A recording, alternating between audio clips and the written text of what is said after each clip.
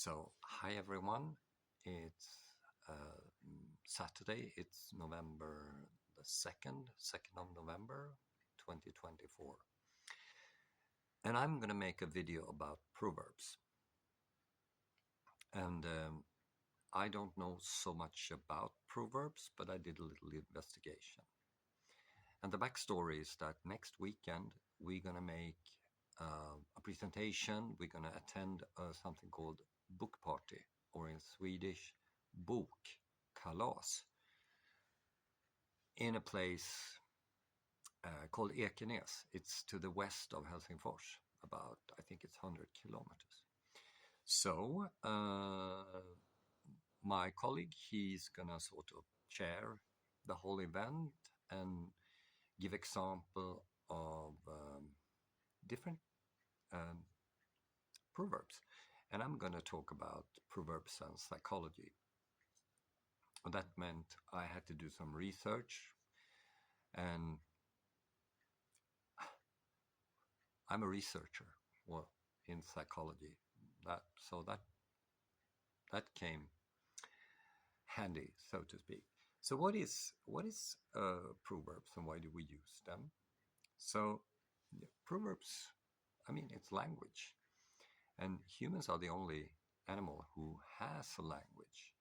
And language emerged a couple of million years ago, I guess, after they changed to an animal source diet, and their brain expanded from the occipital lobe and forward.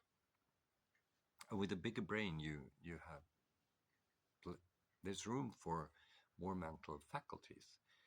Famously, that was the executive functions, which has like three categories: emotional adjustment, social adjustment, cognitive development.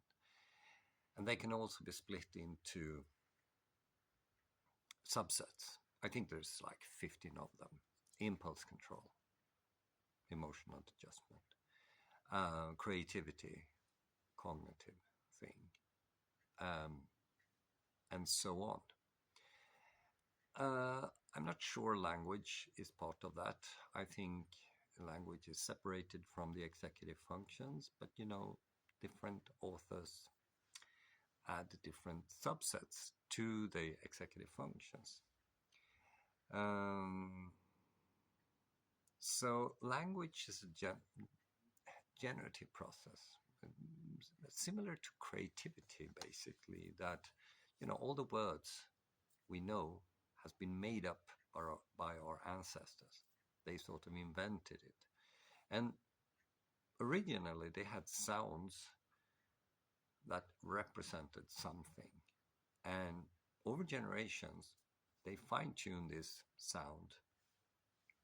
And eventually it became the languages we use now.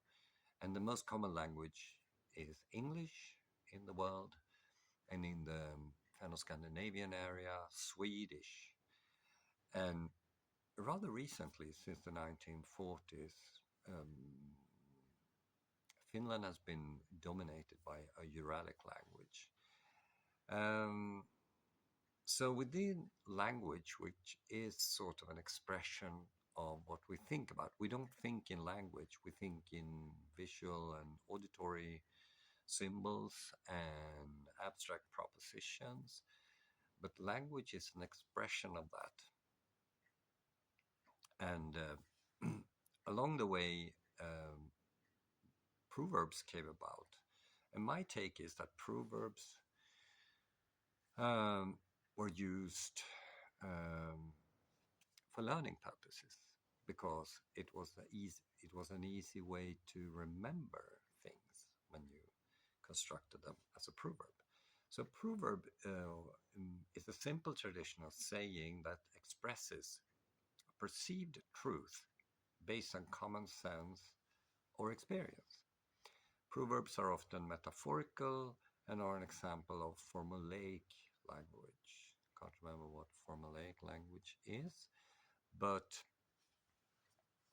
a proverb has a specific meaning as opposed to an idiom, which is more figurative, non-literate literal in its meaning. Um, a proverb and language in general, I think, is a social thing, and it's based on the sort of three influences described as in linguistic anthropologists, pragmatism, and social linguistics. So I wrote a piece about that, and I gave definitions about it. So as I said, uh, proverbs probably emerged as a tool for learning because it's easier to remember things that you construct in a specific way. You can do that. But the thing is, people who are able to sort of receive that message aren't necessarily equally good at constructing them, and vice versa. That's interesting, I think. So I made a little conclusion. Language emerged for the purpose of sending information from one mind to other minds. That's why we talk. Language is a generative process based on phonetics, syntax, semantics, and pragmatics. And proverbs, in my view, are rather pragmatic expressions.